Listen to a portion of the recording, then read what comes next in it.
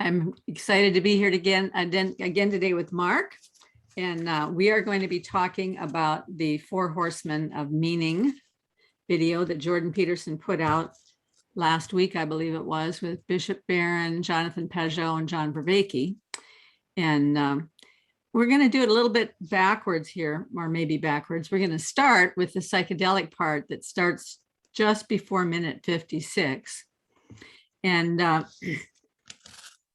we have a couple of things to say about that, and then we'll go back to the beginning and start with where they were discussing the definitions of meaning.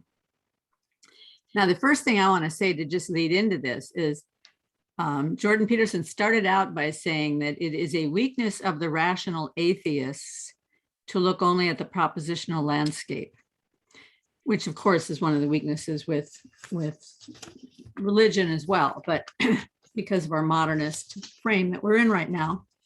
But because he thinks about this weakness of the rational atheist, he thinks that somehow psychedelics break through into another landscape that the rational atheists are not taking seriously. So I understand, I understand why he is lured by the hope of the psychedelic experience.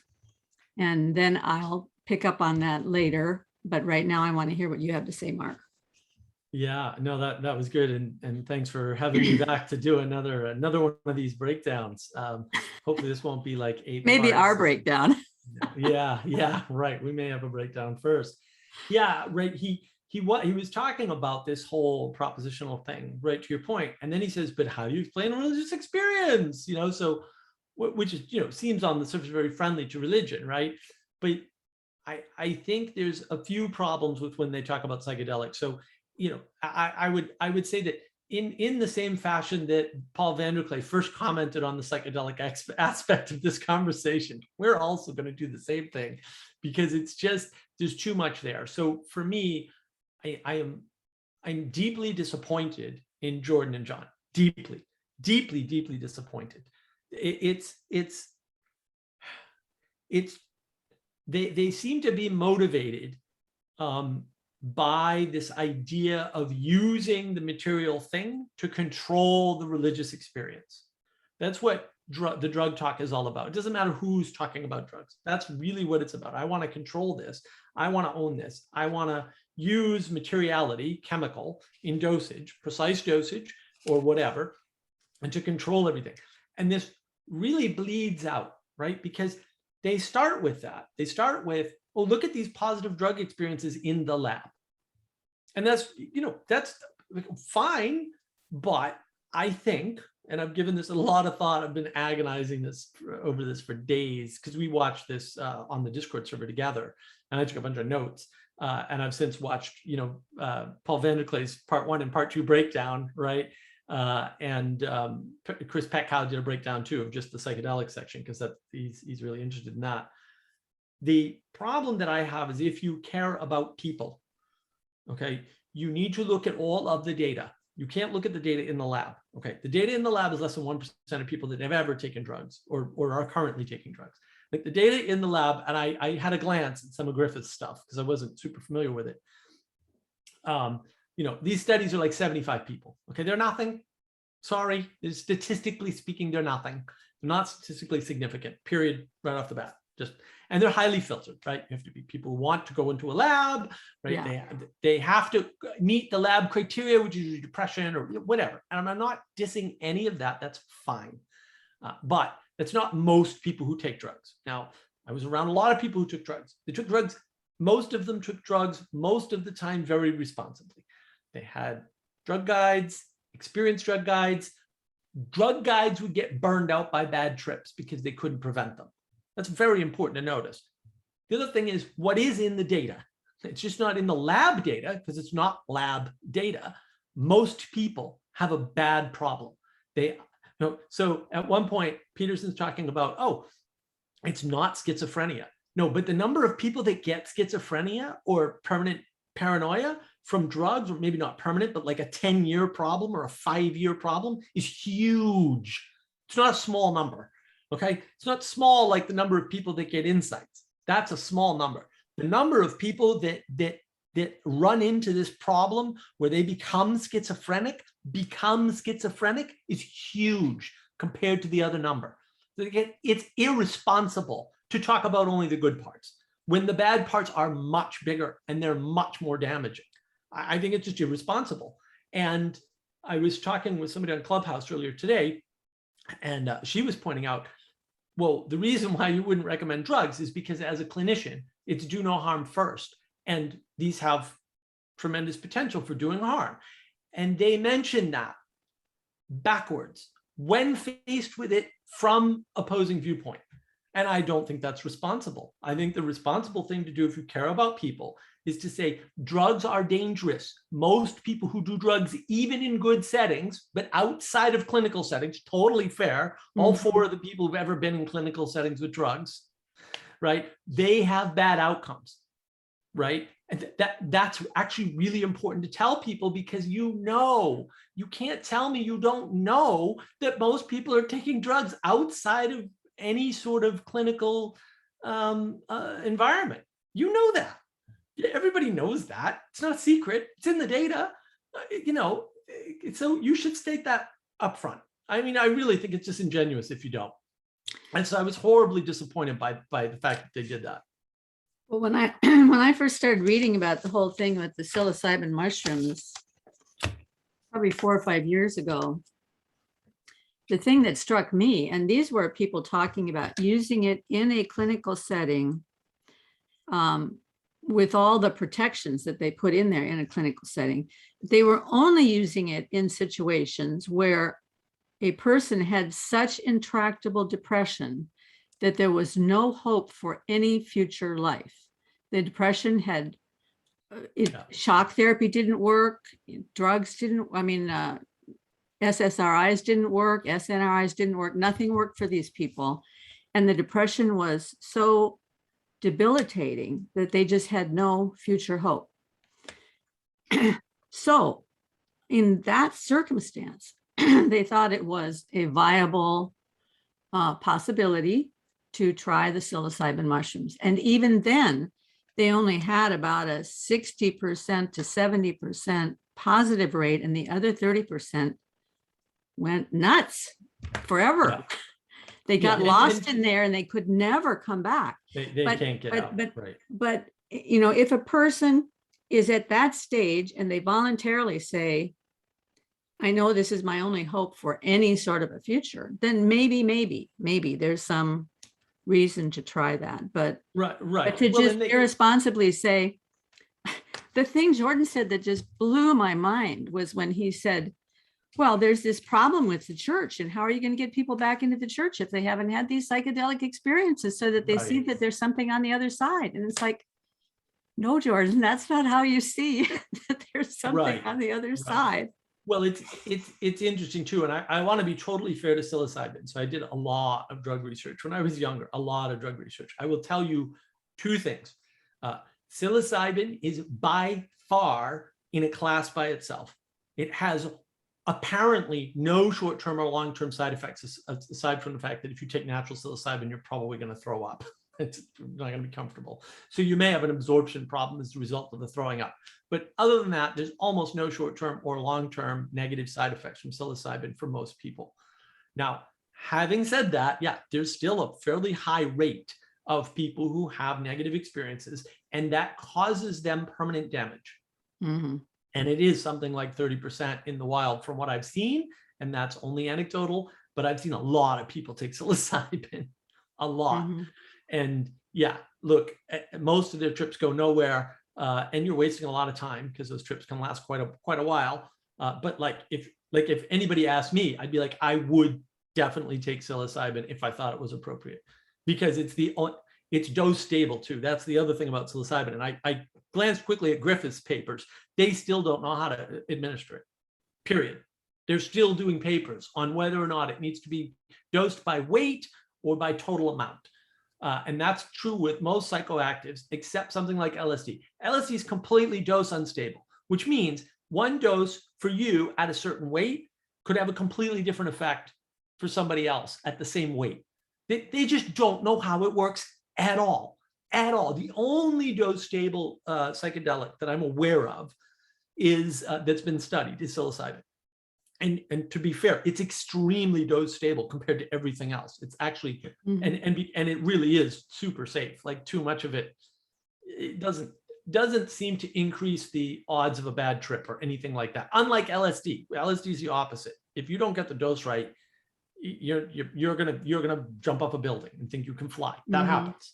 And it happens today, by the way. It doesn't just happen in the 60s. It happens now. You can read about it if you want, but I've known people that, within the past 10 years who have had a problem where they've basically tried to jump off a building and killed themselves or whatever. That's still happening today. And they didn't just get thrown out of a window by the CIA.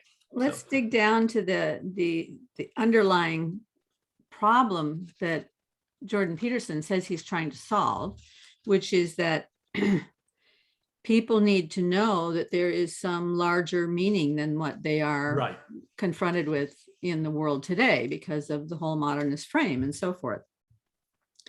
So Bishop Barron and Jonathan both came in and said, there is another way. There is a healthier way. There is a safer way to go at this. It doesn't carry all the dangers of the psychedelic experience. But the thing that struck me about what Jordan Peterson was saying is that he's not very explicit, but you get the sense that part of him is thinking, what if those visions are real? What if they're not just a manifestation of something in the underlying collective Jungian unconscious or something? But what if they're real? What if there is another reality that we can't see here that becomes visible under psychedelics? Right. And he doesn't say that explicitly. And if he is thinking that, it's quite different than what he has thought in the past, because I've just gone through this 40-page, very complicated paper on his psycho-ontological analysis of the book of Genesis. And in there, he explicitly says that being is just the, I should pull it up here. Let me pull it up. Yeah, you definitely get the impression that it's about realness and not about. In this paper, he says, being is an emergent property of the interaction between chaos and order. If order is well established, then the substrate it represents, or chaos, can vary across broad parameters without producing dangerously high levels of anomaly within the experience of the perceiver, of the being. The perceiver is the being. The being is not objective or is not something that is real or there. It is an emergent property of the interaction between chaos and order. So that means that being would not precede chaos and order, but meaning would come after chaos and order. Right. That's a very different proposition that he's making there. And I don't think that paper he wrote, I think that was like 10, 12 years ago. So now there's this thing in his mind, all these people are having these psychedelic experiences. What does it mean? Is there something there?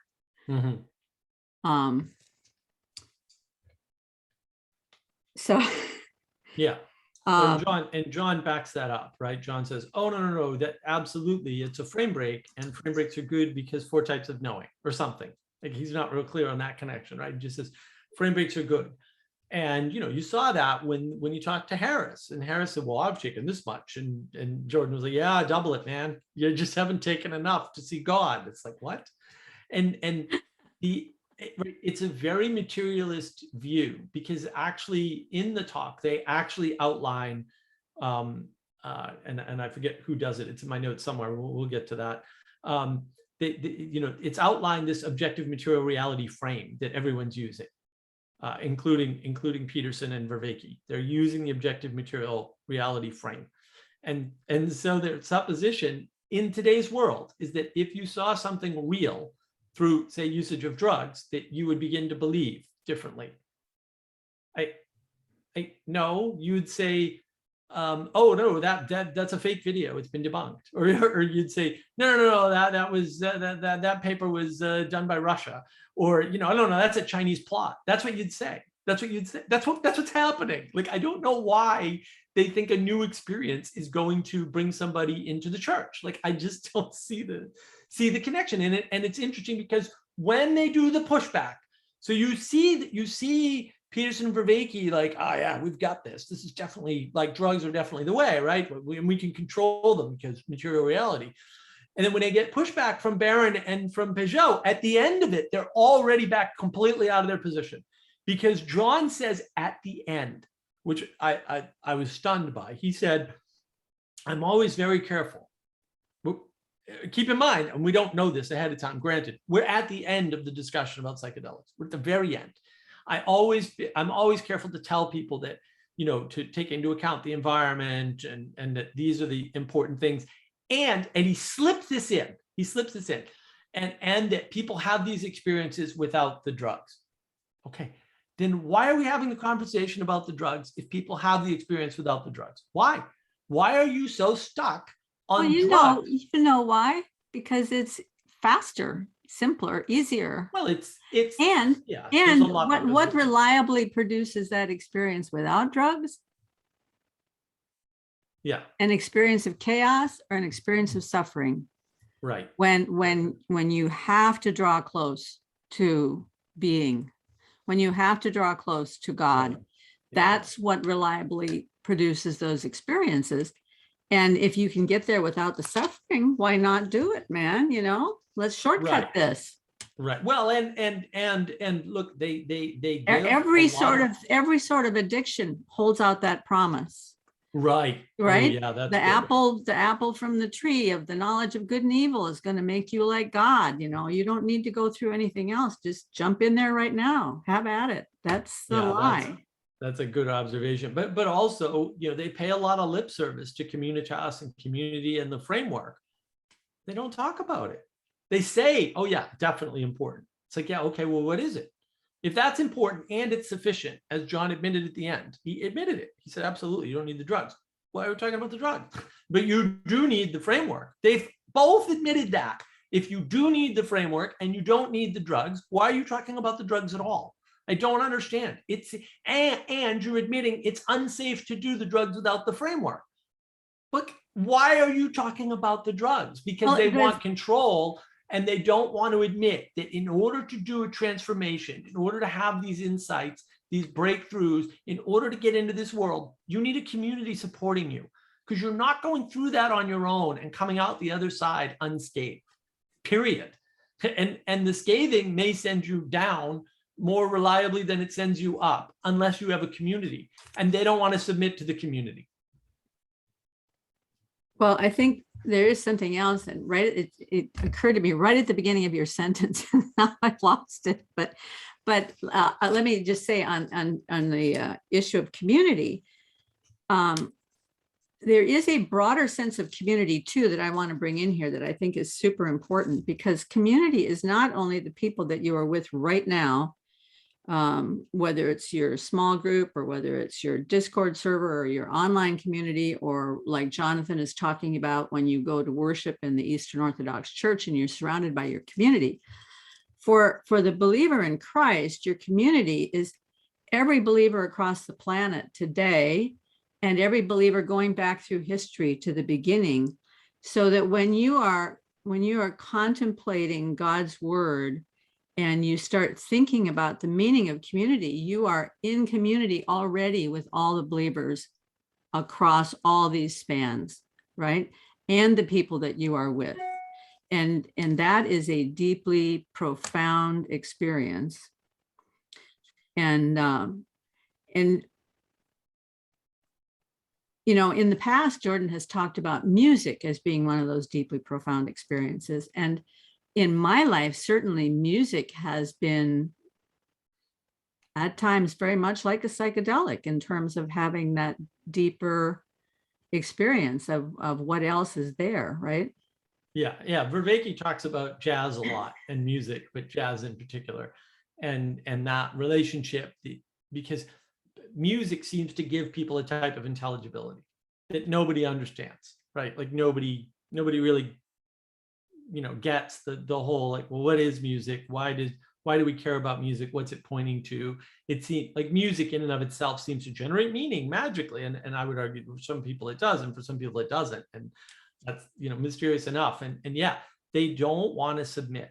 They want to take the elements of religion. They want to take a knife, carve them up, get the good pieces, right? No fat on that meat, right? Which takes the flavor out, by the way. So don't do that, right? And yeah, and maybe the flavor is the suffering. I don't know, right? Could be, right? And just get the choicest cuts and put it back together. I mean, I think that's reflected in John's religion. That is not a religion project, right? And you can see elements of this middle out thinking that's starting in the middle of the story, this objective material reality thinking in all of this, because they want materiality to control non-material things, to control the ethereal, the spiritual, to control God. That's really what they're trying to be God by invoking these spiritual experiences. Oh, you think God invokes a spiritual experience, but I've got a chemical and I know the exact dosage. So that's all it is. And it isn't anything else. And that's the other danger that I don't recall if they were talking about this, because I was taking notes furiously. So sometimes I miss some of the things that they say. So I may have missed this, but when you open a door to the other world, if that's what psychedelics do reliably, the scripture talks about the powers and principalities that are out there. They're not all benign and they are not all good. Right. And you're opening yourself to the potential of being attacked, tempted, influenced by spirits that are not looking out for your best interests. And so it's a completely different spiritual experience than having a spiritual experience with God and with within the church. It's completely different spirit. I mean, I've been there too before I was a believer. So I know that there is that stuff out there that's very dark and very malignant. And so when you take, I mean, that's one of the reasons when they do psychedelics in a clinical setting, or when they do any of these psychotropic drugs in a clinical setting, they make sure now that they have somebody sitting with you the whole time and talking to you and keeping you in touch with what they call our reality, if this is reality. But there's something, I mean, anyway, I'm with you. I'm deeply disappointed that they went there. And when the thing that really blew my mind is when Jordan Peterson says the book of Revelation was written based on a psychedelic experience. That's how, I mean, he's Jordan, clearly, but I think, you know why I think he says that? Because I think he's terrified to believe that maybe the book of Revelation is true. Yeah. Because if it's true, that's a very terrifying thought for all of us, right? Yeah. If you take it seriously, you're And I look, I mean, it's comical, right? Like, I've seen things, I've watched people on drugs write things. Okay. Yeah. They don't look like the book of Revelations, Jordan. I got news for you. They don't. I'm sorry. They don't. I've seen people try to write their experiences after the fact. They also don't look like the book of Revelations. Mm-hmm. So I'm sorry that maybe you saw some concordance with a vision that you had, maybe as the result of drugs, although I certainly hope not, because I'm not a fan, with the book. And yeah, that should tell you something, but it's not telling you what you're saying. It's not saying that this guy wrote down his experiences while I was having them. I've seen how people write when they're on drugs. They do not produce, we'll say, readable quality texts, either when they're on or when they're trying to describe after the fact. Because when you're in that experience, you are not able to form coherent sentences and use propositions well enough to express yourself as well as you can when you're not on the drugs, because you're too far on the other side. And we can make all kinds of dosage arguments about, well, there's a dose where, your writing gets better with, whatever. Yeah, whatever. Okay. But no, that didn't happen that way, because the dosage required to see those visions is far past the dosage where you're just improving your writing, which does happen. Like, I will totally grant you, but look, do Adderall or something. That's easy. It's an easier sell. Right. And they're not taking seriously how many people in their sphere, right? Because most drug use is actually done by upper middle class academia, right? And they're not taking that seriously either. Like, how's that working out?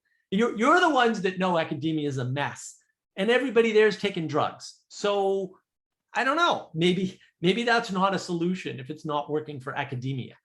Well, plus, what's the bottom line? I mean, is he somehow suggesting that we go back to, that guy's, I'm sorry to say, but that guy's ridiculous book about how religion arose out of dosing in the communion wine. Rescue. Yeah. Is he somehow recommending we go back to that we're, not back to it as though it ever actually happened, but that's the idea. We're going to start dosing the communion wine so that people have reliable religious experiences.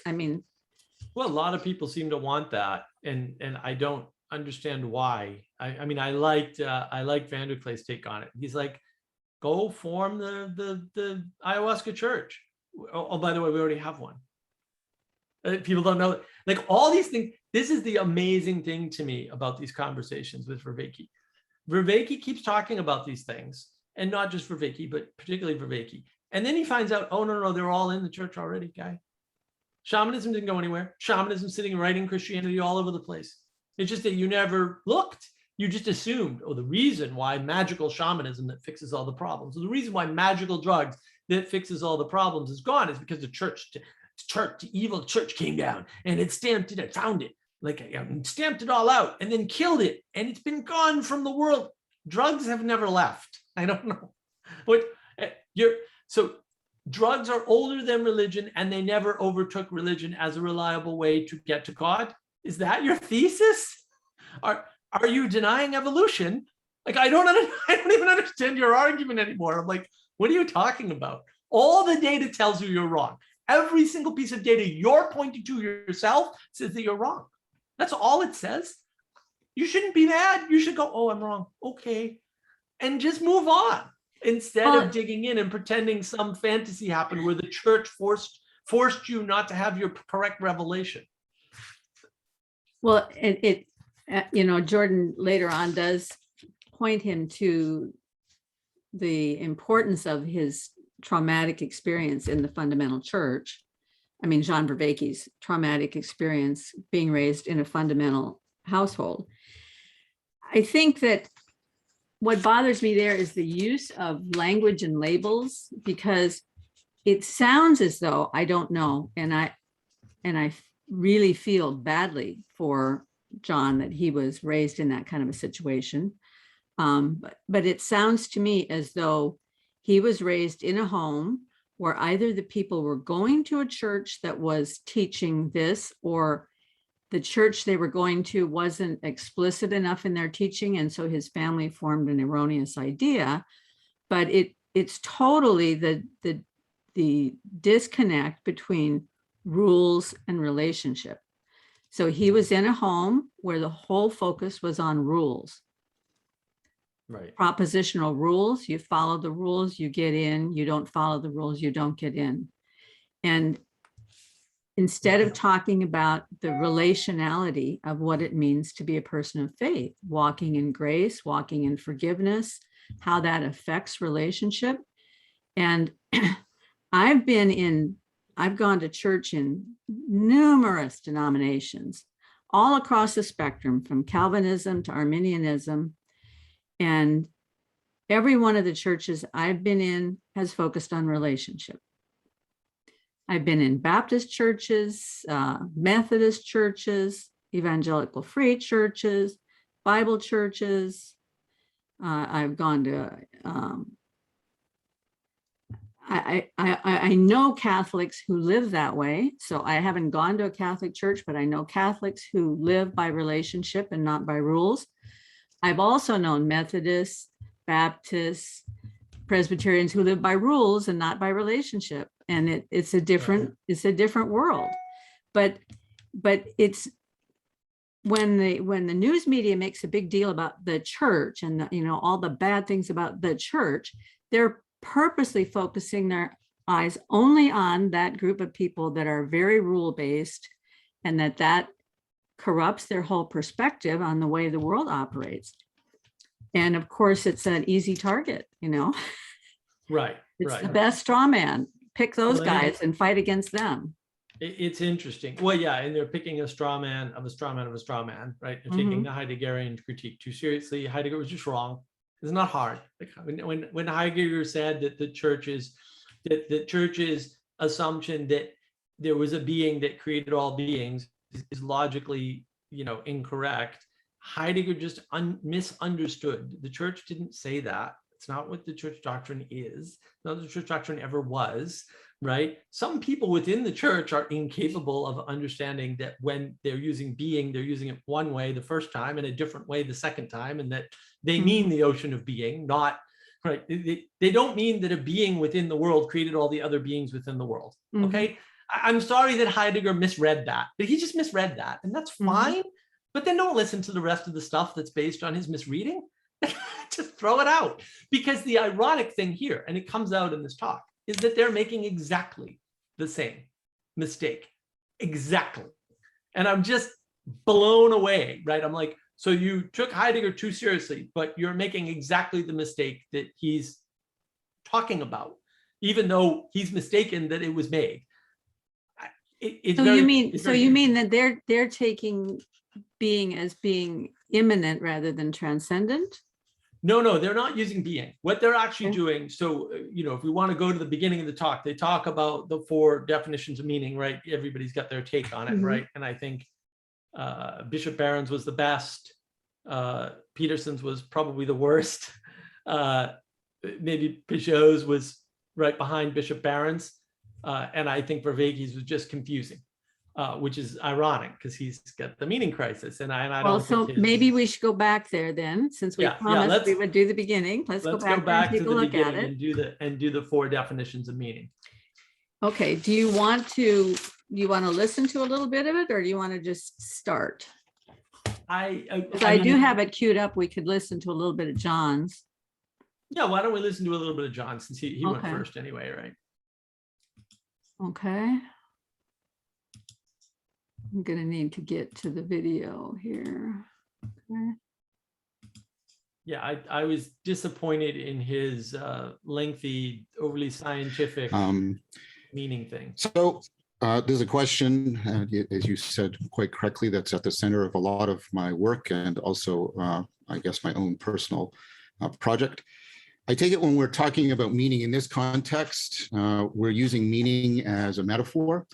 We're talking about something similar to the way a sentence works. It has an intelligibility to it that connects us to the world in some important way so that we can interact with the world and so we can be informed by the world.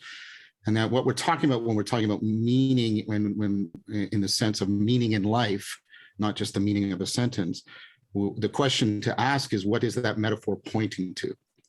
So I've put forth the proposal that what that metaphor is pointing to is something that's fundamental to our cognitive agency. And Jordan, this is something you and I have talked about before in other contexts, which is the problem of relevance realization, which is this deep, profound problem at the heart of cognitive science. You find at the heart of AI, many issues within cognitive psychology, categorization, communication. And this is, of all of the information available to me, how do I zero in on the relevant information? Of all of the information available in my long-term memory and all the potential ways I could combine them, how do I connect and zero in on the relevant information? Out of all the possible courses of actions I could undertake, the way I could sequence various things together, how do I select the appropriate sequence of actions? How do I do that? And the thing that's mysterious and wonderful and perplexing and intriguing and I'm obsessed about is we're doing it all right now, and we're doing it like this And it's not a cold calculation. I'm standing out, I'm salient.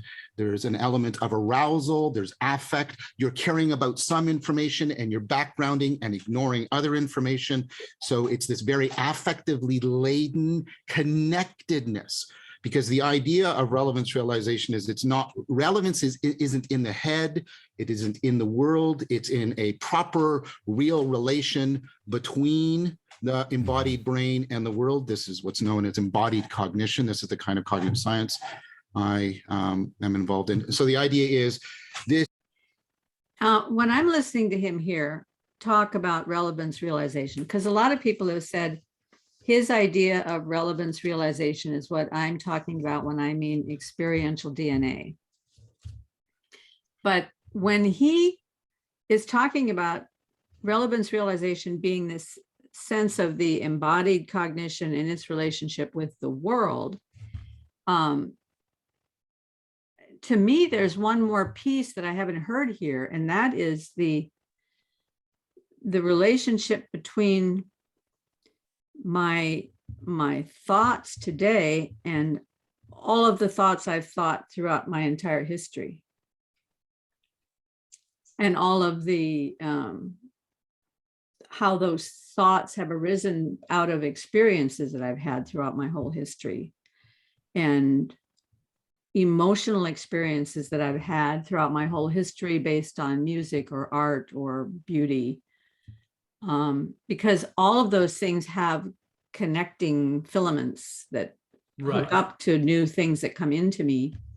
So when I, and the reason this is important to me is that we talk a lot about these religious experiences as happening in community, but it's equally possible to have a religious experience like that when you're reading God's word, because you read something in God's word that connects to all those things in this visceral way that brings about this, that later on they talk about insight and the importance of insight, the transformational insight that can happen based on kind of, it's almost like you have this revelation of your past history and how a certain thing connects to that and has this meaning and transforms something in you so that you understand where you went wrong, and it begins to rewrite all of that and put it into its proper perspective.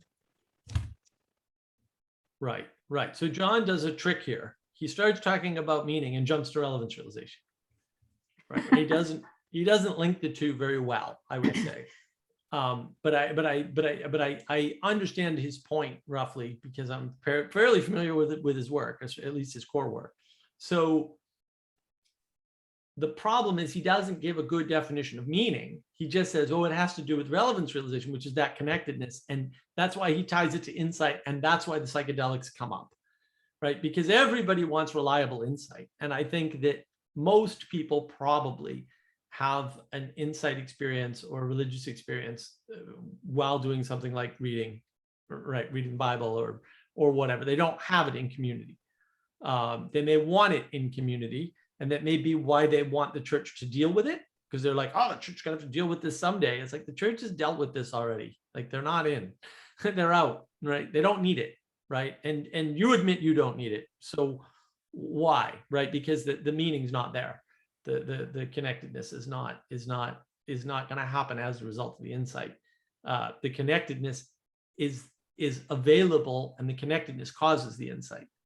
So well, he's going to go on to talk about connectedness. So let's just continue here for a couple more minutes. And is a dynamical self-organizing process, and you can feel it a little bit at work right now as I'm talking. Part of your attention wants to drift away and think about other things. Right? This is like variation and evolution. Another part of your attention is focusing in and selecting, and you're constantly varying and selecting, and you're evolving in this dynamically coupled fashion, a salience landscape that makes you feel that you're here now in this particular state of consciousness, in this situational awareness. So you're deeply fundamentally connected, and that is deeply central to your cognitive agency. If you don't have that, you're not a cognitive agent. And this is, of course, one of the things that has the whole project of artificial intelligence has disclosed.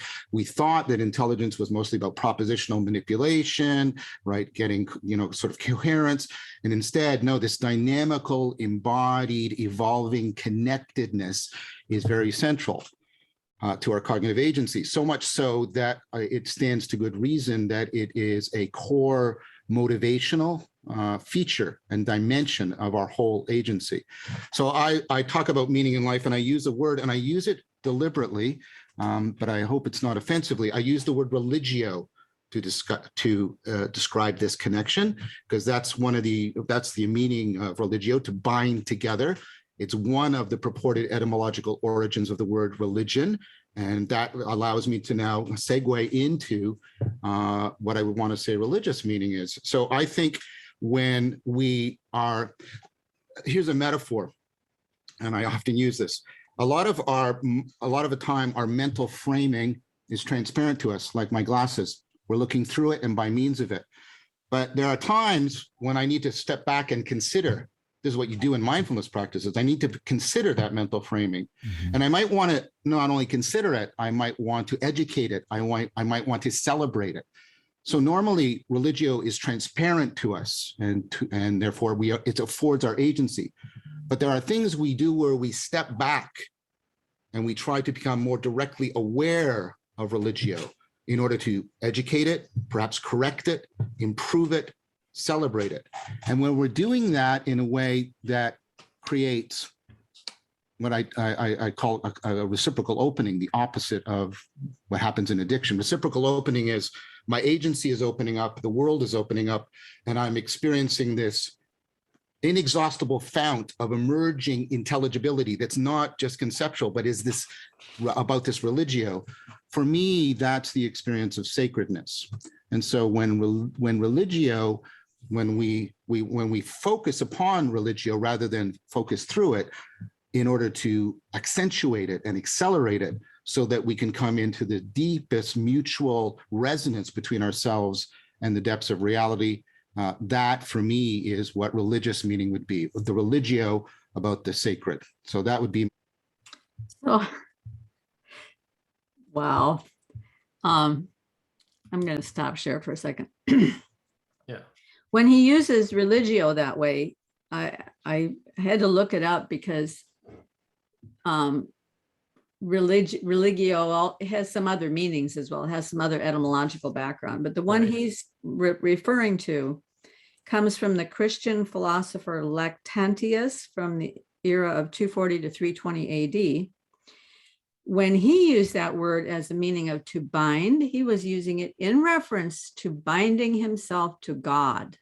Mm-hmm. That's a very different thing than looking for that experience through this thing that John is talking about. Because first of all, one of the thoughts that I had, and I turned out to be at least partly wrong. I might be completely wrong, but I didn't have time to research it thoroughly.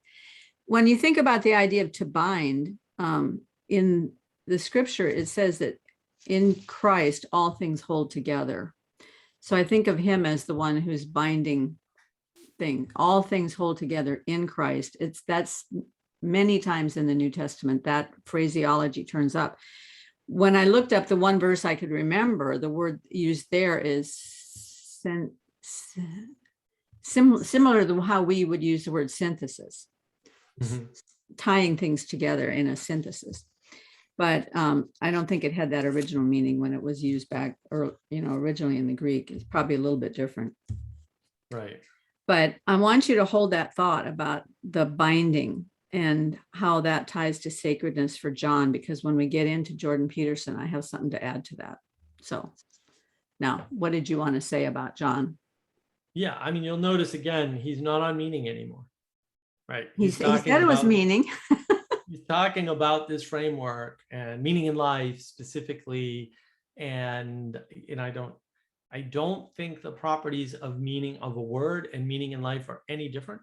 I think, to use John's terminology, they're both transjectives.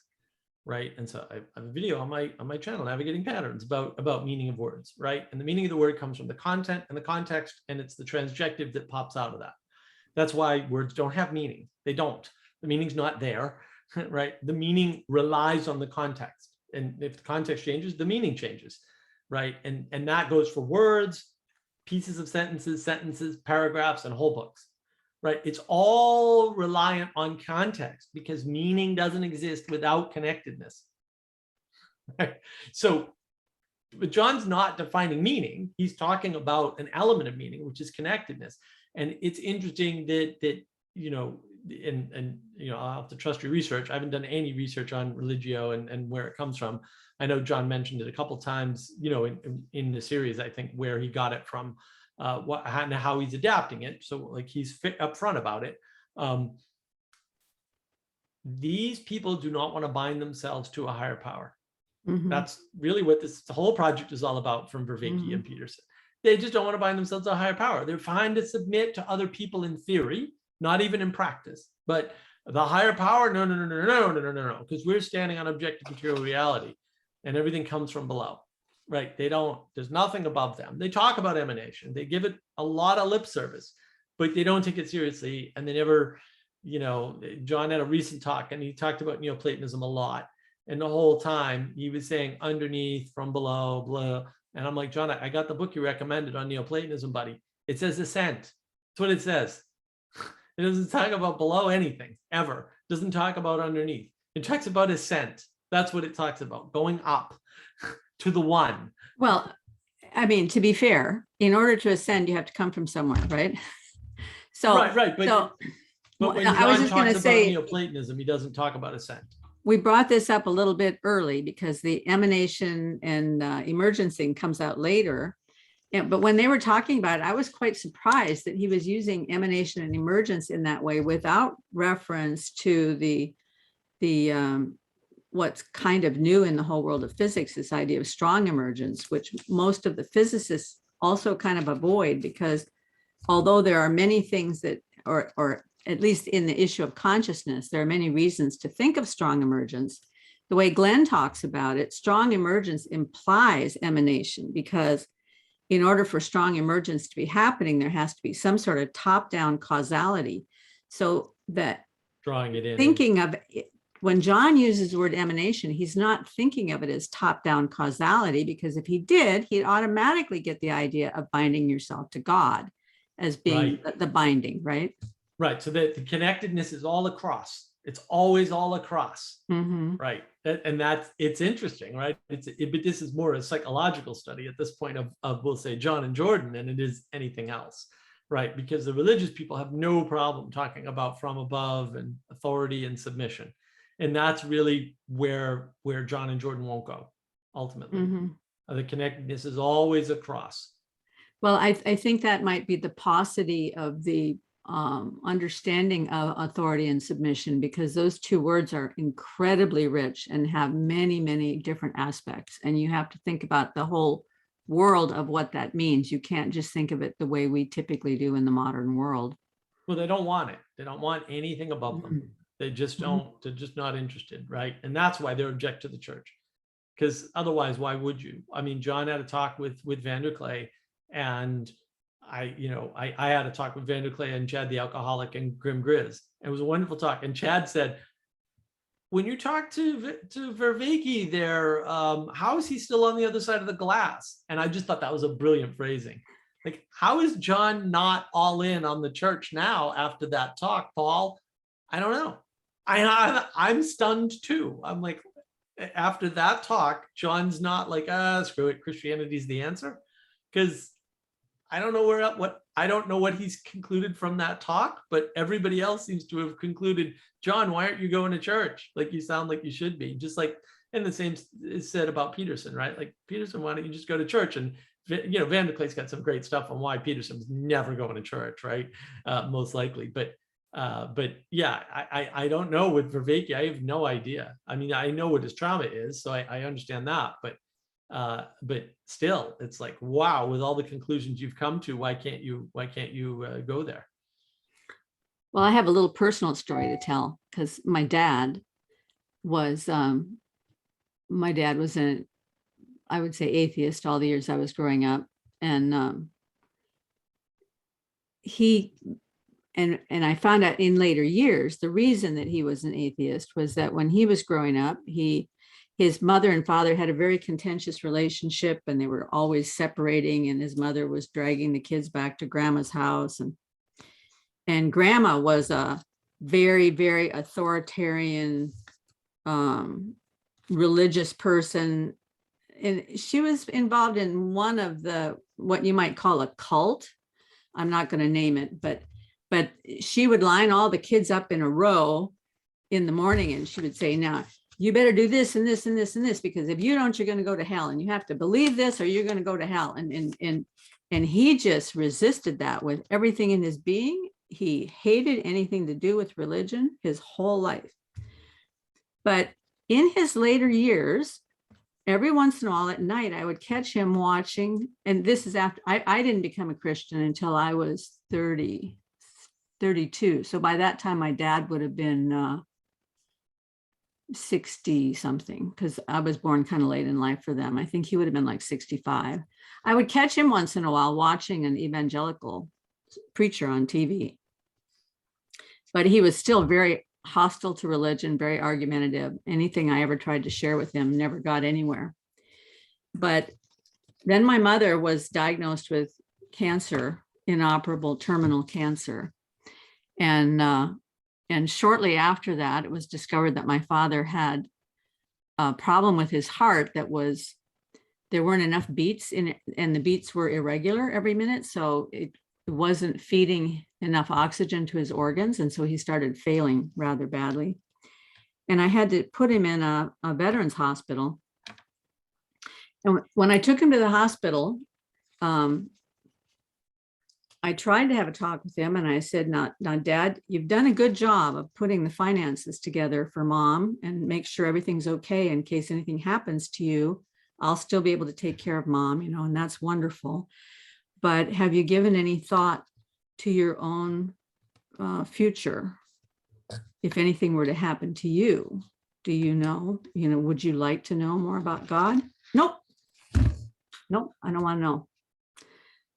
Okay, so I would come to visit him at the hospital periodically, and at a certain point, his health took a dramatic turn for the worse, and he became what they call aphasic, where his language was not available to him. And so he'd use words in these really idiosyncratic ways. You couldn't understand what he was talking about. The doctors told me he had Alzheimer's, and I said, no. No, I brought him into this hospital. He was 100% clicking on all burners, and he's been in here for 7 days, and all of a sudden he has Alzheimer's. No, there's something else. So anyway, while he was in that, I later found out what it was and told the doctors, and they were able to fix him at least for a time. But it turned out to be a dementia brought on by imbalance in the electrolytes. So if you ever know anybody that gets a very sudden onset dementia, it's probably an imbalance in the electrolytes. But anyway, one night I had brought my mom to visit him during the day, and we had spent the day with him, and then we were going to go stay in a hotel overnight. And before I left, I was going to give him a big hug and say goodnight, and they're getting ready to tie him into the bed, because at night he would get up, because he was kind of crazy. He'd get up during the night and start walking around with all these wires and everything hooked into him and fall and hurt himself. And they weren't going to have any lawsuits, so they'd tie him in the bed every night. He was a big ex-master sergeant, and that just drove him crazy, being tied down, right? So I said, Daddy, they're going to tie you down again, and I can't do anything about that. That's going to happen. But I want you to remember that you're not alone, that God is with you. And if you get scared in the night, I just want you to call out to him. And I put my arms around him and I gave him a big hug. And went back to the hotel with my mom, come back the next morning, and my dad is just wreathed in smiles, just filled overflowing with joy. He still can't talk, but he's pointing up at the sky, and he's just so excited. And this it was a Sunday morning, and this black chaplain comes into the room where we are to invite everybody to go to the chapel service. And my dad, who was a terrible racist, he's like, yeah, let's go, let's go. And I said, wow, this is cool, you know? So I got him in the wheelchair with his drip line and all that, took him down to the chapel, and we're sitting in the chapel, and there's all this singing going on, and my dad is just crying, and the preacher starts talking and giving a message, and my dad is crying, and then I've never seen any emotion out of my dad in 72 years, right? So then the preacher says, I'm going to have communion now, and for those of you that are hooked up to stuff, you know, you can stay in the pews and we'll serve you in the pews. But for the rest of you, you can come down to the altar. And my dad goes, you know, like, I want to go down there. And he's pointing, you know, so, okay. So I get all his gear. I take him down to the altar. We kneel. They hand us the communion elements. And my dad turns to me, and this is the first coherent sentence he's said to me in probably 2 weeks. He turns to me and he says, you don't know how long I've been waiting for this. Wow. He takes the communion elements. We come to the end of the service. We go to the lunchroom, and there's a couple in that lunchroom who have as their ministry visiting with veterans in the hospital, sitting down and just hearing their stories at lunch. And this couple sits down with us, and they ask my dad his story. Up to this point, he hasn't been coherent. This couple sits down with us, and they ask him his story. And he said, last night, in the middle of the night, I had a vision of how the world was made, and how and all of reality made apparent to me in a moment. And I saw Jesus, and that he's the savior. And then he goes back into his history of how his grandmother had ruined his perspective on religion. And he goes through his whole life telling these people this whole story. And he said, but I could never believe because my pride was in the way.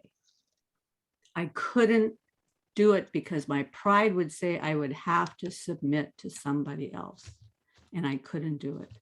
But he said, last night I had this vision, and I know it's true. And, I want to follow Jesus. Wow. Yeah. Well. Yeah. Now he died 3 months later. Right. But he died knowing that beatific vision, Wow. So pride is a very powerful tool. Very powerful tool. I've known a lot of people who were hindered from coming to Christ because of their pride. Yeah. Sorry, it's such a long story, but no, that's okay. but to me, it's just such a, obviously it'll never leave me. Yeah, no, that's very powerful. I mean, and that, you can't, if you're not going to bind yourself to something higher than you, and that's, that's sort of like a different form of nihilism, right? Because you can never build something bigger than yourself without that space to do it. Mm-hmm.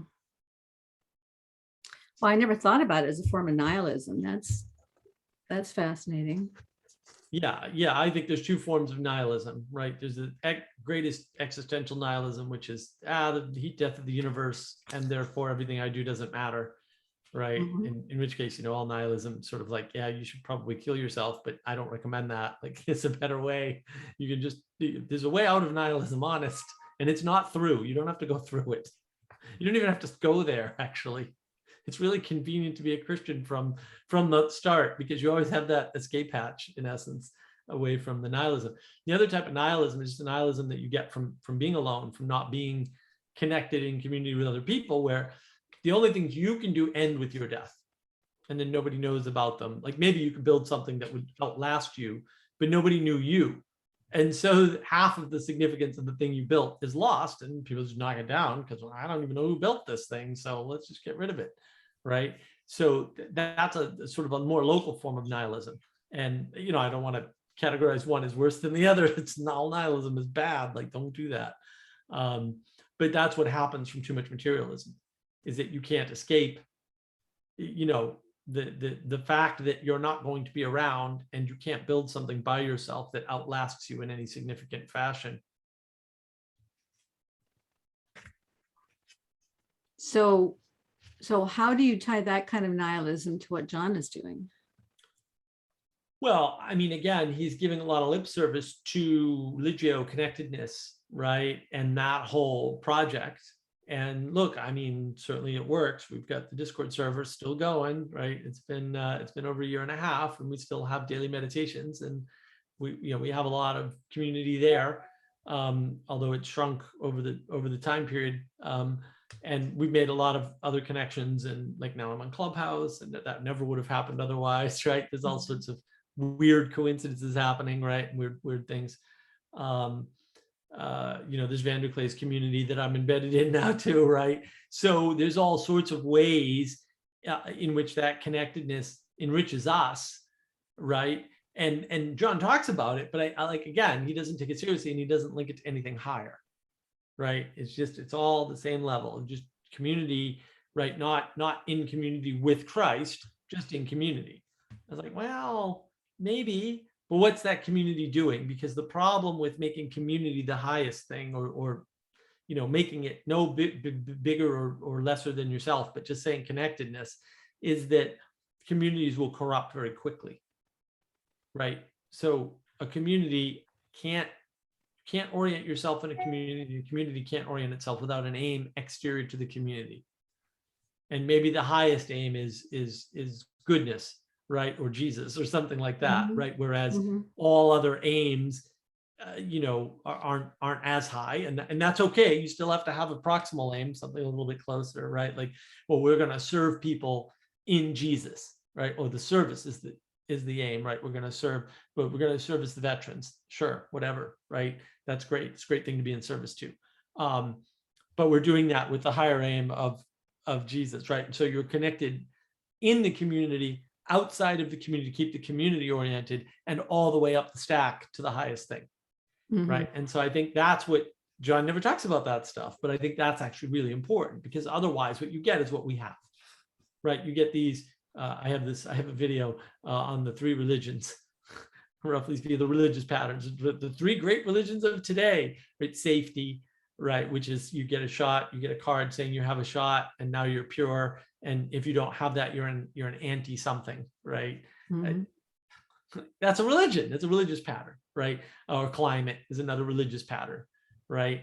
And they follow these patterns, right? There's a highest good, a highest value, safety, or a climate, or whatever, right? And then there's a way to know if you're in the club. Well, I recycle, right? Oh, fair enough, right? And then there's the bad people, the climate change deniers, right? So there's an evil. And that's a very simplified religious pattern, but it's part of the religious pattern. And so you see that. Why? Because we don't have that highest thing. So all these communities are forming their own highest thing, and then adhering to that as though it is the highest thing. But then those communities have nothing in common with one another. So they're not moving towards a common good, right? Because they don't have a Jesus figure or something, anything to move towards. Right? They just move towards climate or safety or race or whatever it is. They don't move past that to something that they have in common with all other people, right? Because all people don't have the same attitude about the climate, so it doesn't work.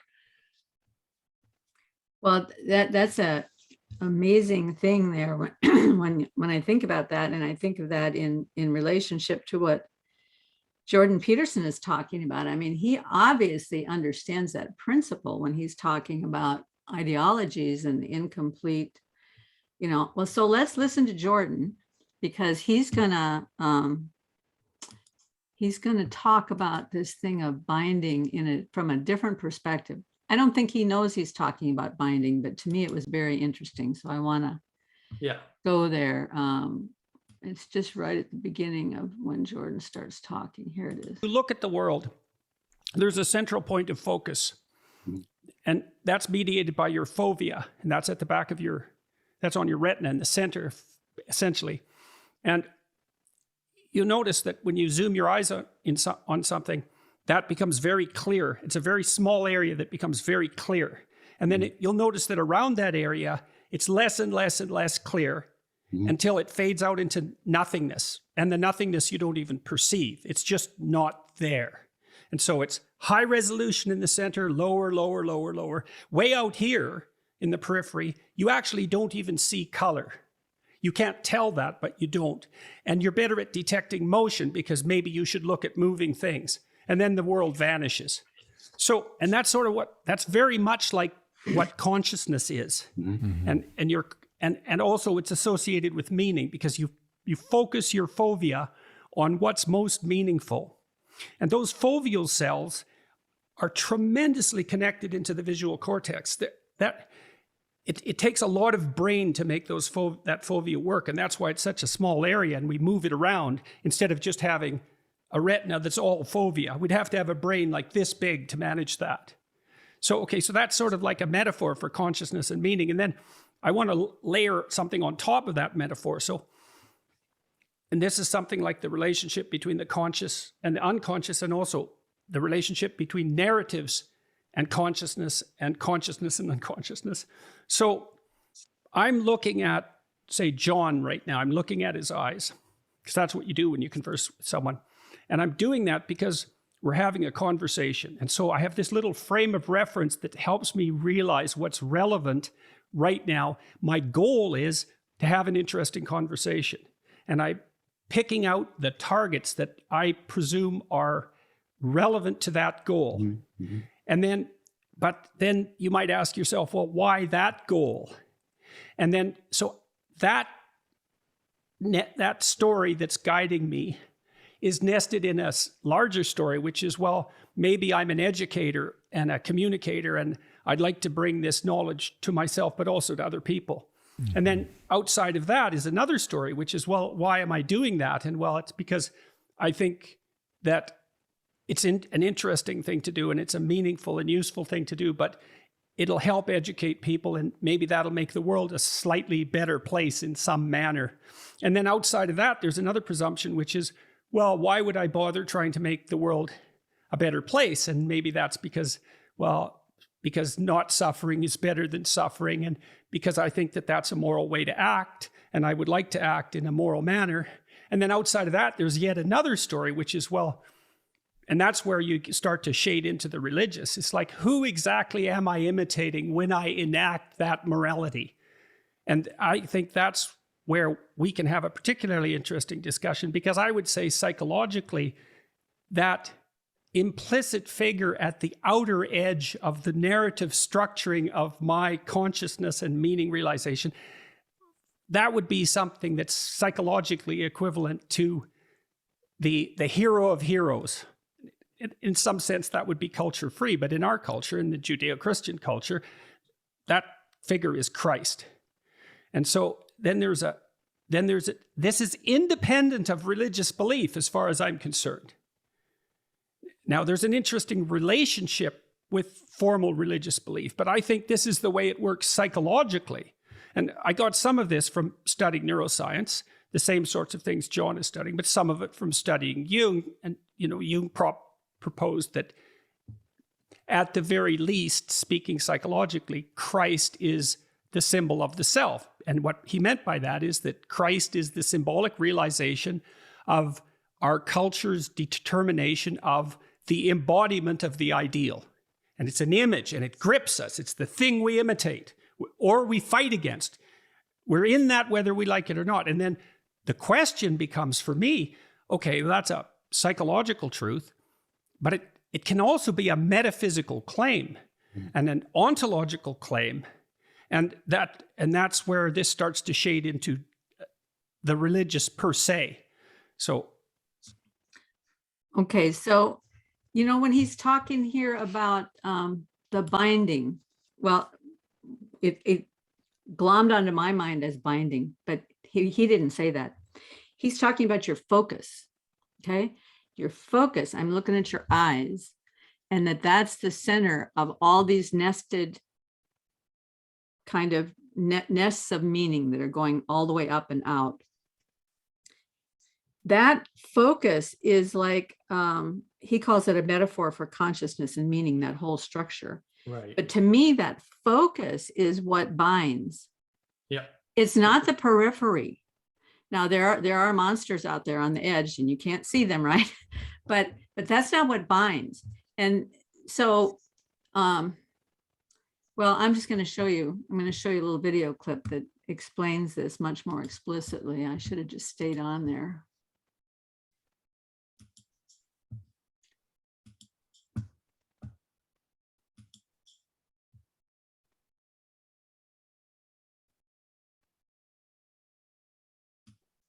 Probably, I think the church is a church when it is organized, not by its boundaries, but by its center. And if we say that the primary reason for a church to exist is to draw people toward that center, it is the tiny little story of someone who dies on a cross and comes back 3 days later to life. And that story of the gospel needs to remain at the center, a source of life to some, confusion for others, a stumbling block to many. But it is the organizing principle around which all these other things can find their own perspective. That's the ticket right there, man. We'll see. Yeah. We'll see. One of the things that I look at all the time is how the things that we see. I have this idea also that all truth is God's truth. So that means that if I'm looking at the organization of a cell and the organization of a church, there are going to be commonalities there. And a cell is not defined by its boundary, but it's defined by what causes it to stay together is what's the center. Whatever that center is in a cell, nobody really knows. But there's something that holds it together rather than allowing it to disperse. And the boundary actually has to develop out of that because of the center, not that the center develops because of the boundary, right? So in the same way, you can look at a tree and there's all sorts of lessons you can learn from a tree, and you can extrapolate those lessons out and see them in every area of knowledge. And that's one of the beautiful things about the way the world is constructed, is that there's all these levels and they all connect up somewhere or another. So I love that picture that you made. So that was what I wanted to share. Yeah, absolutely. The binding's right there. But what are you binding to? And yeah, I think that that's one of the deep problems with all of this, is that these guys talk about narrative. Well, what's the role of narrative? Right? Like it's narrative. Okay, but I think narrative's the binding, right? It's the thing that tells us how to make sense of binding things together, and sequence as such. And I think what happens when you lose narrative, so let's suppose you're postmodern because you fell into that hole unnecessarily, you're not going to take narrative seriously. And then what's going to happen is you're not going to understand sequence. The number of people now who literally do not understand, no, the fact that this came first means something important. It's like, because they swap the order and they go, no, this. They go, no, but this came first. Like they can't make the relationship between the first thing matters to the second thing. They can't draw that line, or they flip the order. And the only thing I come up with is its narrative or loss. What occurs to me is, I don't remember exactly when it started happening in television series and in movies and stuff, when they started taking everything out of time sequence. Right. That affects the way we think now. Yeah. No, I agree. Right? People telling history out of time sequence makes me insane. I go nuts. And it's almost all history is out of time sequence. And you can't do this. You can't thread the narrative that way. Like, you have to keep it in time sequence because it actually matters what comes first. It matters what comes first. And this is part of the problem. These people are standing in the middle of the story. They're middle out thinkers. And you talk to a materialist, right? They say, well, obviously, as human beings, we can, right? And they start prattling off a bunch of things that adults can do and children cannot. And it's like, well, are children not human beings? Like, what? Where are you? And then you've got to draw a line, right? And they don't. Right? And I have to draw them all the way back. Yeah, but at some point you were a child and you couldn't do these things. What's your answer now? And the minute you start to account for children, all this stuff breaks down. And I don't think it's a coincidence that they don't account for children. And there's a bunch of people who will say have less than good intentions towards children glomming onto these movements. Like, I don't think that's a coincidence. I think it's a symptom of ignoring sequence. And ignoring the fact that, no, you can't just say, oh, look, everything's here because everything's here when I was born and therefore. No, there's a whole history and it went in a certain order. And these are the same people who do, well, obviously homeless. And I saw a meme the other day from somebody I used to respect, who I used to think was intelligent and can no longer do so. Oh, obviously homelessness is a problem. All these people have one thing in common. They don't have homes. Do you understand how many times? So the entire city of New York City at one point in the 90s sometime, or maybe it was the early 2000s, gave every homeless person a home. Why? Because it was half as much money to buy the homeless people homes as they were spending on their homeless initiatives. Half. It's 50%. So they did it. They bought everybody homes. Didn't work. It didn't work. Sorry, it doesn't work. There's a whole thing on PBS Now from back in the day about this. Not my favorite show because it's done in New York. I'm from Boston. We don't like New York. And it wasn't a very good show anyway, objectively, I would say, but whatever, could be biased. But this stuff has been tried. It's been tried in Massachusetts, it's been tried in California. Like, this has been tried for decades.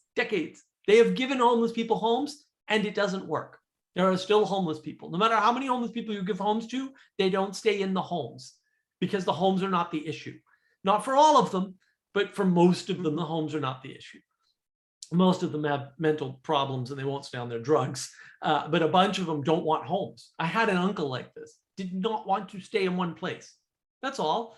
It wasn't that he couldn't get housing. It said he didn't want housing. And so he was homeless by choice, on purpose, deliberately. All of my efforts to give him a place to stay failed because he didn't want to stay in a place. You can't fix that by giving them a house. That doesn't work. And people don't understand that because they think that there's a commonality and therefore there's a common cause. It's like, no, just because there's a bunch of people homeless doesn't mean anything. And you're still talking about the sequence problem. So how to tie that into the sequence problem for me? Well, it's the sequence and how they got there. They're all in the same place. And so they're assuming that they all have the same problem because they're not looking at the chain of causality. If you are homeless because you are mentally ill, that's not the same as being homeless because you were kicked out of your apartment. Those aren't the same thing. And the sequence of what happened after that actually matters. So a lot of homeless people, they say, oh, well, it wasn't his choice to get kicked out of his apartment. Well, yeah, he spent 5 months not paying the rent. Okay, he didn't get kicked out of his apartment for no reason. Sometimes it does happen. Absolutely. Those are rare events. But if you don't pay attention to the sequence of events, you're going to come to weird conclusions about how to fix problems. And these things matter. Like, it matters who punched who first. It does. It matters a lot. I've said for a long time that that's the whole problem with the healthcare system, is that we never go far enough back in the sequence of events to see what caused the problem in the first place. And we just start dealing with it as it sort of appeared out of nowhere in like 1980. No, this goes back much further, and you've got to go back and unwind it. And I've lived through most of it, so I could show you some of those pieces, but I'm not in a position to do any of that. So what difference does it make? But I think that's true of every political problem that we have, is that they never go far enough back. I think because they don't really want to know what caused it. No, well, they can't. There's snakes hiding in that pile, as Jordan Peterson would say. Right. Right. Yeah. You can't go back on any political issue and not realize immediately. Like, for example, the fact that healthcare is tied to jobs is due to wage controls that happened post World War II. So unbeknownst to most people, we implemented wage controls as part of a socialist experiment in the United States of America at the federal level. And when we did that, the only way to attract talent, because every job had to have the same wage, was we offered them extra healthcare benefits. And so all jobs were based on healthcare benefits immediately, because people need good help. And if you can't pay them more money, you give them more benefits. That screwed up the healthcare system right there, right from word go.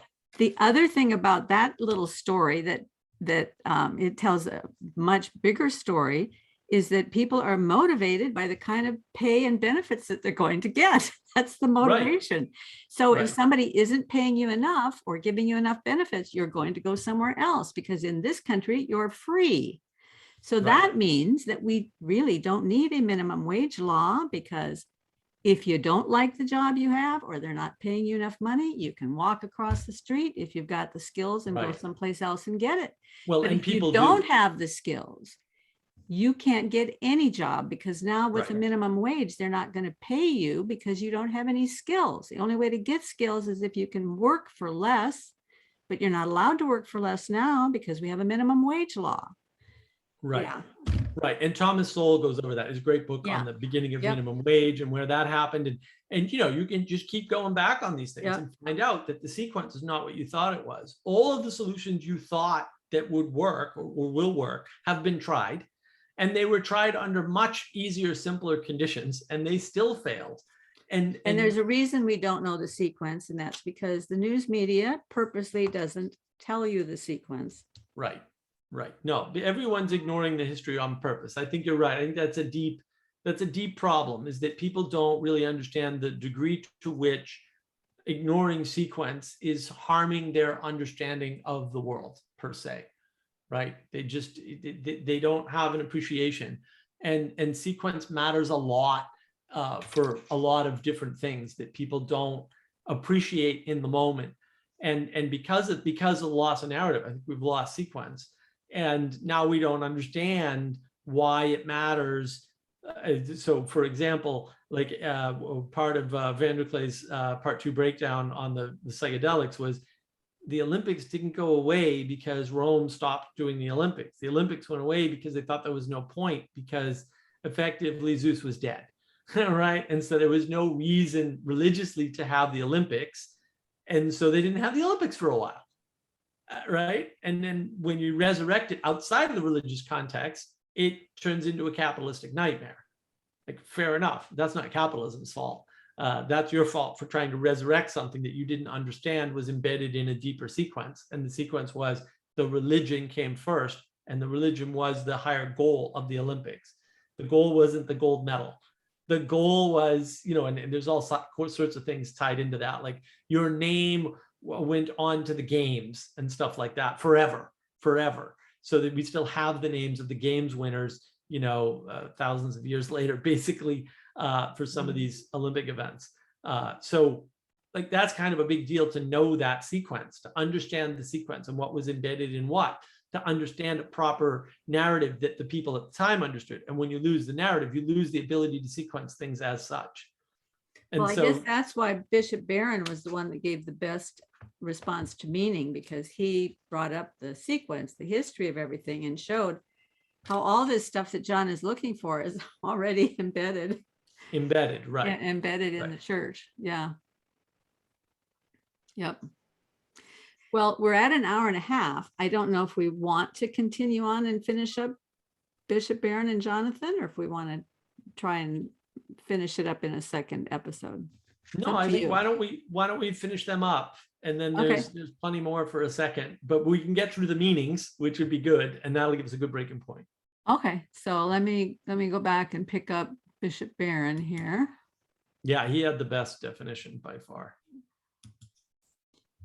And let's see. So I apologize for this. I got big size. And Bishop Barron starts talking right now, I guess. me. So Bishop, do you want to take it from there? Yeah. Thank you. First of all, everybody, thank you. And Jonathan and John, to meet you for the first time, at least virtually. I've met Jordan twice now virtually, but good to be with all of you. You're all Canadians, right? All of you are Canadian born. Because all I can think of as you both were talking about Lonergan, I'll get maybe back to him, but one of my favorite philosophers, the Canadian Jesuit Lonergan, came to my mind a lot. But to answer the opening question, I guess I would say meaning is to be in a purposive relationship to a value. So I think certain values appear, epistemic values of the true, moral values, and aesthetic values. So the true, the good, and the beautiful, right? The three transcendental properties of being. And I think those values appear. And I really like what you were saying too, both of you, about attention. What gets our attention? What draws our consciousness? Why, like, William James says the mind is like a bird that flies and it perches for a time, it looks, and then it flies again. Why does it focus on certain things? And we'd call those values, I would say. And a meaningful life is one that's lived in a purposive relationship to values. It's seeking them in a very concentrated way. Now, what's religious value is a life lived in purposive relationship to the supreme value, the summum bonum, to the source of goodness, truth, and beauty, which is God. And what came to my mind as you were talking, Jordan, was two things from Aquinas. One is probably the most misunderstood and overlooked of his famous 5 arguments is the 4th argument. And it's the most Platonic of the 5. He's usually Aristotelian in form, Aquinas, but number 4 is Platonic. And what he says is, we experience things in the world as more or less true, good, and beautiful. So just what I was saying, we notice values, and we also notice them ordered hierarchically. That's truer, that's better, that's more beautiful. Then Thomas says we only can make that calculation in implicit relationship to something we consider highest in goodness, truth, and beauty. And the way it's misunderstood is people think, I guess, there's a tall building, there's a taller building, and boy, there's the tallest building. There must be some absolutely tall building. But he's not talking about something as trivial as that. He's talking about the properties of being, the good, the true, and the beautiful. And being is by its very nature unlimited. So therefore, it's true that we make those calculations, we see those hierarchies only finally in relationship to an unconditioned, if I can use the more modern kind of Kantian language, some unconditioned form of goodness, truth, and beauty. That's religious meaning, it seems to me, is to be in purposive relationship to that. The other thing from Aquinas, and I think, Jordan, you and I talked about it last time we were together, I love what you did there, because that's an implicit argument for God. It's in the second part of the Summa. From final causality, every time I make an act of the will, I'm seeking a good, I'm seeking a value of some kind. But as you say quite correctly, and that's just like Aquinas, that value nests in a higher value, which nests in a still higher value. And so I can't go on indefinitely. That would make my act of the will incoherent.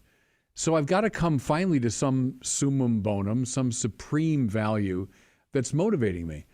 That's religious meaning, it seems to me, is now to be in relationship to this most alluring horizon of all desire. Now there's Lonergan again, my Canadian reference.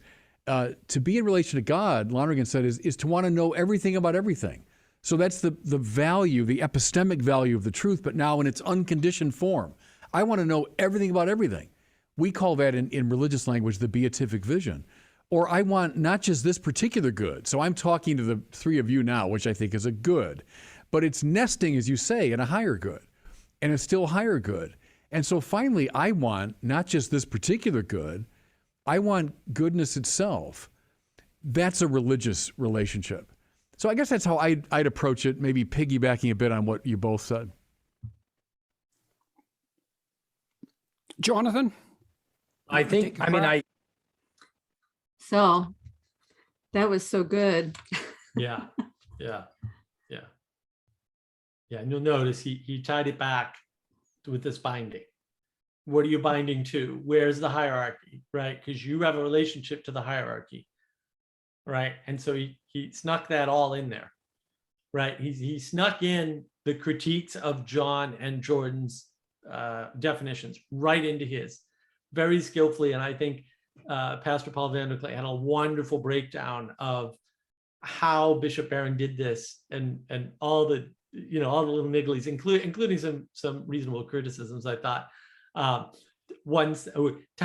first, getting personal, tying everything together, finding a way to tie everything together, and then giving a one sentence answer. He says it's very pastoral, right? That's what pastors and preachers and priests do. And I thought that was a very interesting concept that you could sort of learn to do that. So I do it by accident occasionally, but I can't do it on purpose like he can. Well, I haven't seen either of Paul's breakdowns because I've been out of town. So so I apologize for that. But I just thought it was so good that he started from this idea of what draws our consciousness, and then he ended with the idea of we don't just want the higher good, we want the relationship with the highest good. And that's the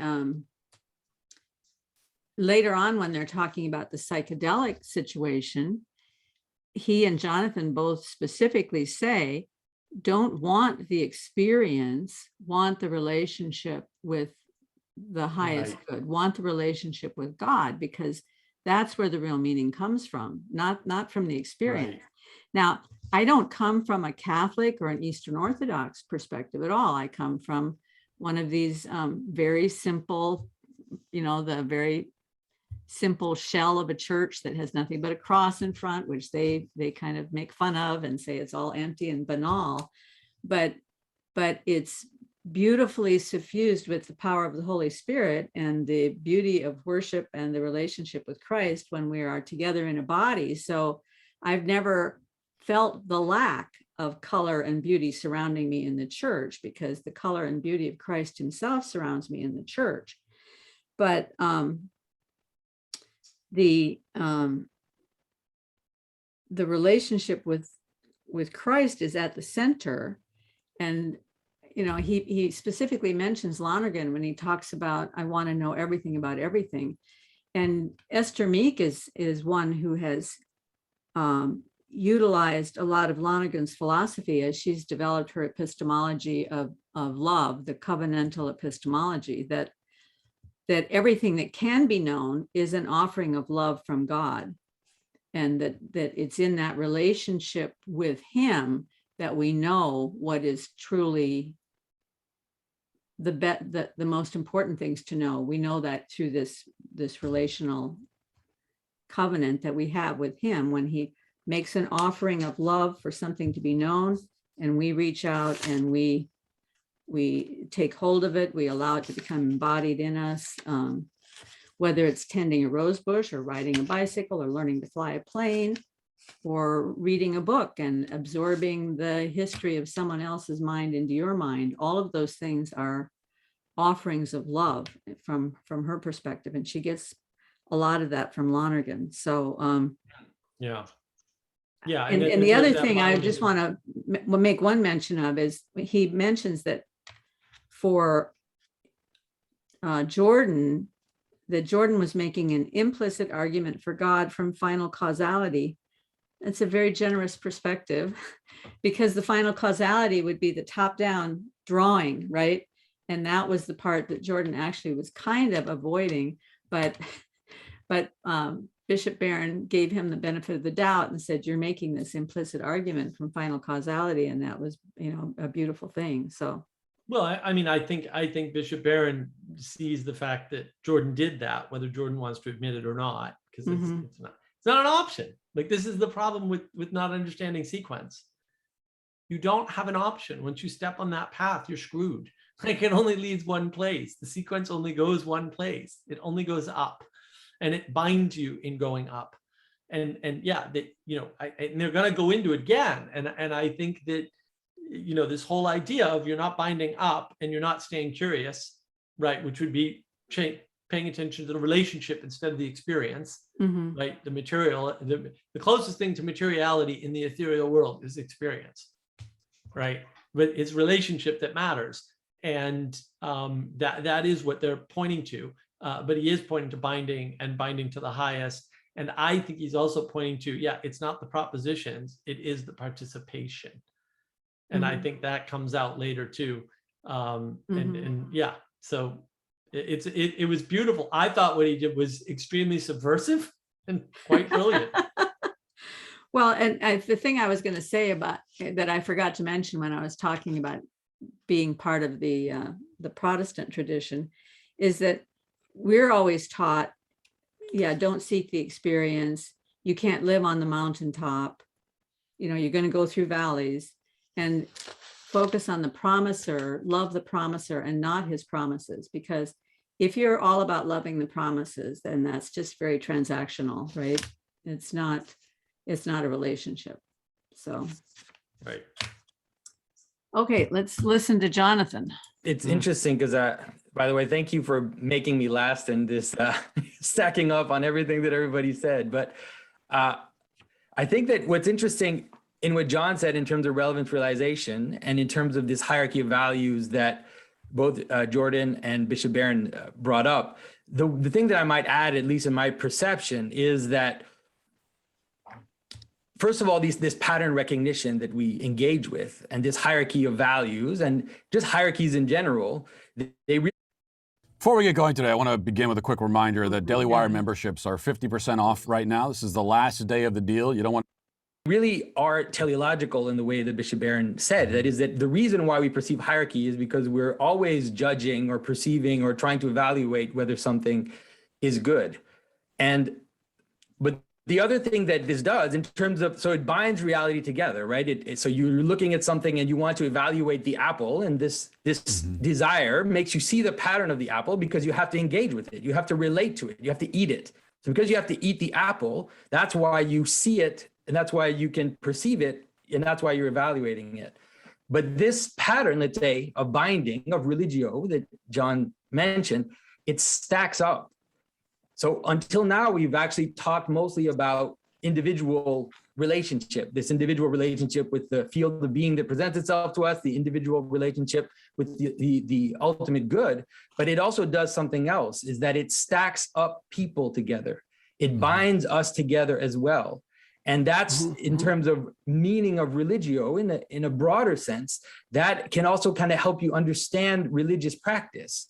Why we get together, why we sing together, why we celebrate, as John mentioned. Why do we celebrate together? Because when you see the apple and you see a good apple, you're implicitly celebrating it. Every act of recognition of a good is going to be a mini celebration, but that stacks up together in terms of people gathering and singing and processing and doing all the things we do in order to celebrate the highest good. And let me just intersperse something there from a psychological perspective. Well, that idea of the mini celebration.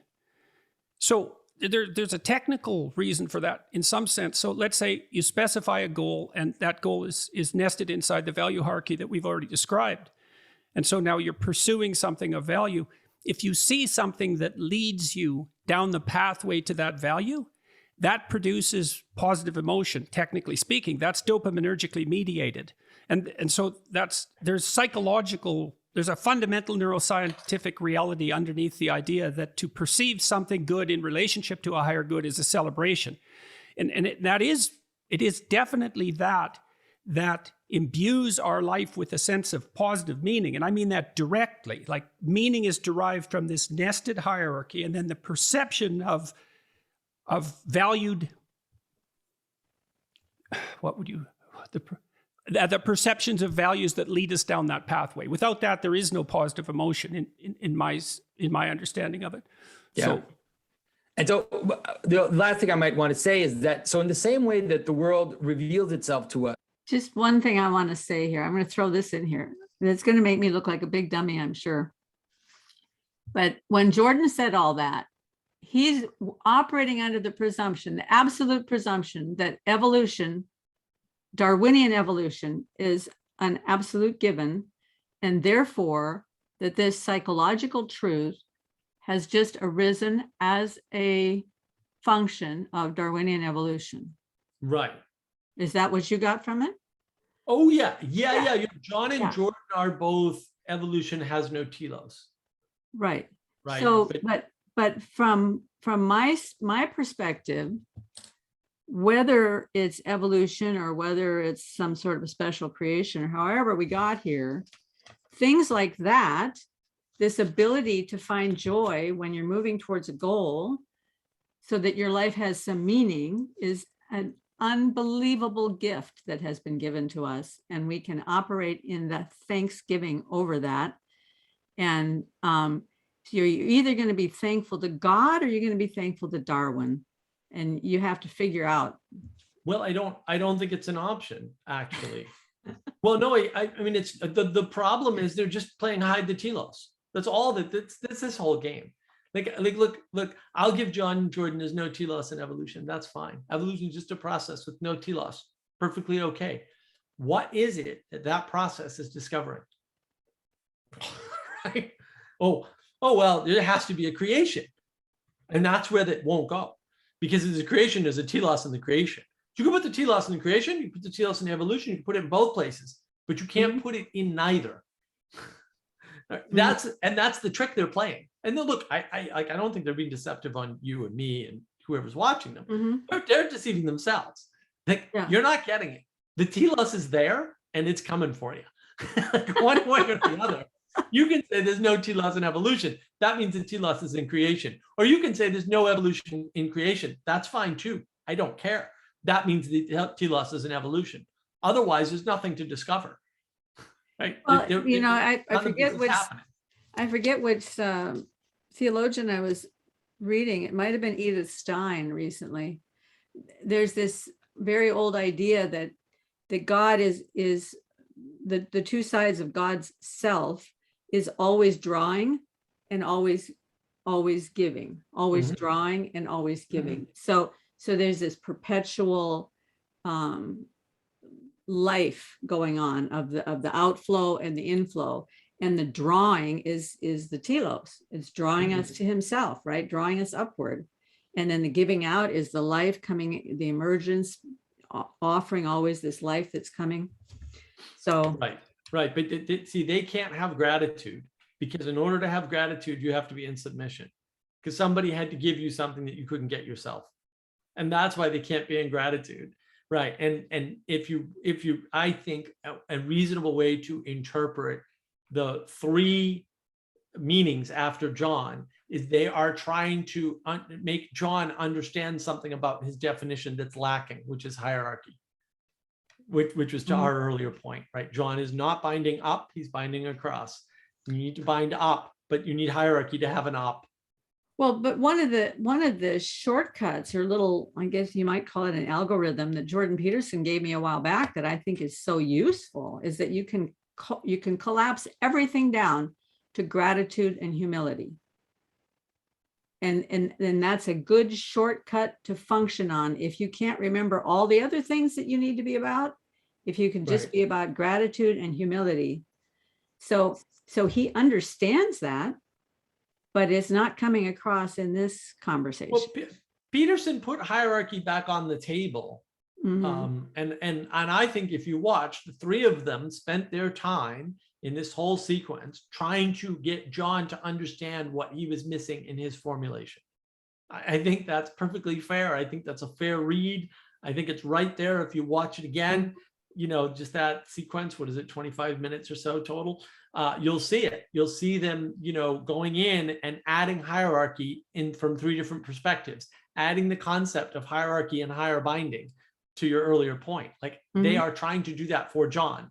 I don't think John's having any of it, by the way, but it's hard to tell. John, I don't know what John absorbs, right?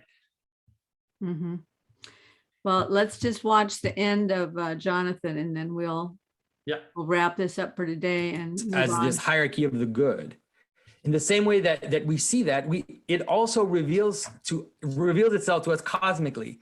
That's why I'm saying it stacks up, and that's why there are these. That's why there are temples. That's why there's the law of Moses that was received on the top of the mountain, that there is a cosmic revelation of the same pattern that you encounter as an individual, which is inescapable as an individual.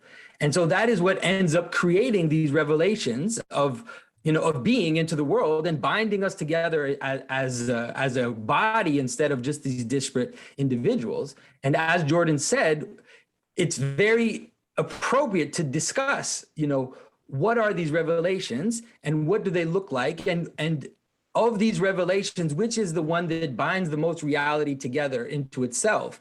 And I think that is when the image of Christ as being God-man, as going all the way down into death, as reaching to the highest summit, as we could, I don't want to go into his story too much, but Jordan, that there's most of Christ's story seems to go to the limit of storytelling in all the aspects in which he goes, right? It's like Christ doesn't just go down into the underworld and resurrect. When he comes back up, the underworld is empty and death is defeated, and that's the end. And so it's like that for almost every aspect of Christ's story, where he reaches the limit of storytelling. And so in that way, it ends up just being the fact that we recognize it, that we've brought it together, that we've celebrated it, means that it is part of this kind of cosmic revelation.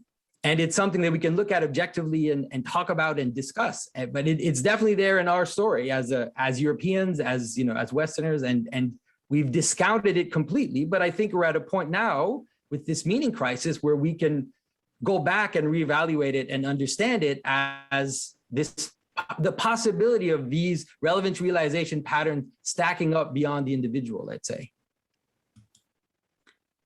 I'm so glad Jonathan is a part of this conversation. Yeah, he has a really good understanding of John's work, and he ties his terminology back to John's pretty well by saying, oh, there's relevance realization stacking up, hierarchy, right? He's trying to re-enchant John's language with hierarchy, because John has no hierarchical language at all. He talks about emergence and emanation and says it exists and moves right past it, right back to this horizontal sort of equal connectedness thing, this equality doctrine. And I had a theory on why equality doctrine comes up, but I don't remember it. I'll have to look it up on my notes. Well, later on, and we'll get to this when we talk about it later, but Bishop Barron brings up the flattening of the church that took place during the late 60s going on into the 70s, and changing the liturgical layout of the church so that it would all be on the horizontal. Exactly. Right? Yeah, no, it's there. And I wonder if when John listens to that, if he, starts thinking a little bit, it would be interesting, because it devastated the Catholic Church when they went to that. People just started leaving in droves. I knew a lot of people who left the Catholic Church at that point and came over to our church. And they tried to follow Protestantism and instead legitimized it. Basically what they did. Yeah. And they took a lot of the icons out. And I was in a church recently when my uncle passed away. They did a service up in Concord, New Hampshire. What a beautiful church. Wow. They just redid it in the past 5 years or something, I think. And it is gorgeous. It is full of stained glass windows and the whole 9 yards. It's a very pretty church. Well, it's good to hear that's happening. Yeah. Okay, well, so you want to go for round two? I think we can finish it up in a round two. Absolutely. Because we've already done the whole psychedelic 20 minutes, and we've done the psychedelic nonsense, which is way too long. And Okay, this is great. Thank you, Mark. Thank you, Karen. I've got jury duty starting Wednesday, so I don't know how long that's going to go on. It might be for a month, so I might be offline for a while. But fingers crossed. Well, I'll be here. So if anybody's still listening at this point, I would really love if you all would make some comments, because I really miss it when there's no comments on a video, because I get all this interaction, I learn from it, and while you're at it, you could also that would be great. Like, subscribe, comment, do it all. Okay. Thanks, Mark. Bye-bye. Yeah, bye-bye.